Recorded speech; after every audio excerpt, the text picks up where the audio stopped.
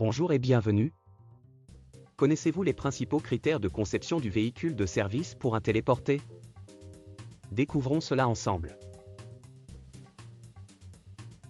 Ce véhicule est destiné à l'entretien et la maintenance des équipements de ligne, et doit permettre le transport simultané du personnel et du matériel nécessaire. Chaque installation doit en être équipée, sauf cas particulier justifié. Le véhicule de service doit être conçu pour permettre les interventions prévues depuis cet équipement, dans le respect des exigences, du chapitre 1 de la partie B, du guide RM2. De même, sauf cas particulier justifié, ce véhicule comporte deux plateformes superposées. Une plateforme inférieure destinée au transport du personnel et du matériel, et sur laquelle le personnel doit être assis durant le transport. Une plateforme supérieure destinée à permettre les interventions prévues sur les équipements de ligne, dans des conditions satisfaisantes pour le personnel. La plateforme inférieure doit être ceinturée d'un garde-corps conforme aux prescriptions du chapitre B2 du guide RM2. À l'exception des véhicules équipant des télésièges mono ou biplaces, un accès fermé par un portillon doit être prévu, le portillon répondant aux exigences suivantes. Il doit respecter les dispositions du chapitre B2 relatives au garde-corps. Sa conception doit s'opposer au risque d'ouverture inopinée. S'il dispose d'un verrouillage, celui-ci ne doit pouvoir s'effectuer que lorsque le portillon est en position fermée. Pour les cas où un portillon n'est pas prévu, il est possible de faciliter l'embarquement par le déplacement temporaire de la lisse ou de la sous-lisse, sous réserve d'un repositionnement automatique.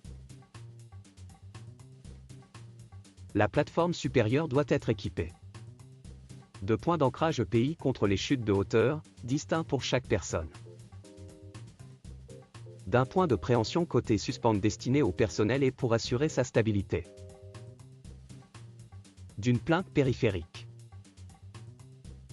En général d'un garde-corps, qui ne doit pas engager les gabarits, sauf si le risque d'accrochage est maîtrisé par une fonction de sécurité.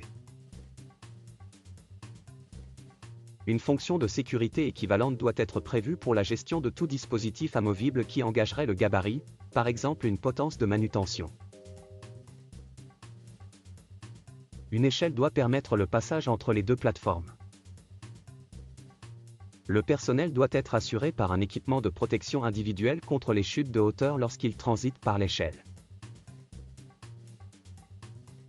Chaque installation doit être équipée de manière à permettre, depuis le véhicule de service, d'immobiliser cette installation au moyen d'un frein de sécurité agissant directement sur la poulie motrice et empêcher son redémarrage intempestif.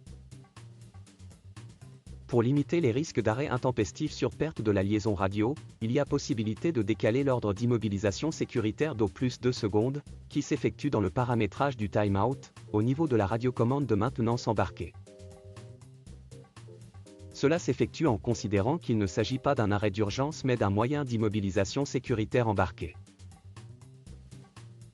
Par ailleurs, il est possible de faire intervenir le frein de sécurité sur poulie motrice uniquement en fin d'arrêt, avec un arrêt électrique dans un premier temps, tant que la vitesse nulle n'est pas atteinte. Chaque véhicule comportera une plaque signalétique précisant la charge maximale autorisée sur chaque plateforme et la charge maximale transportée autorisée du véhicule. Le gabarit. Le ou les noms des installations auxquelles il est affecté avec pour chacune d'elles, le diamètre et la pente du câble. La vitesse maximale admissible. L'obligation pour le personnel d'être assis sur la plateforme inférieure lorsque le véhicule est en mouvement. Le passage du personnel, de la plateforme de travail à la passerelle des pylônes, doit être facilité, au besoin par l'équipement de la suspente avec une échelle ou des échelons. Durant cette opération, le personnel doit être assuré par un équipement de protection individuelle contre les chutes de hauteur. À cet égard, des points d'ancrage doivent être judicieusement disposés.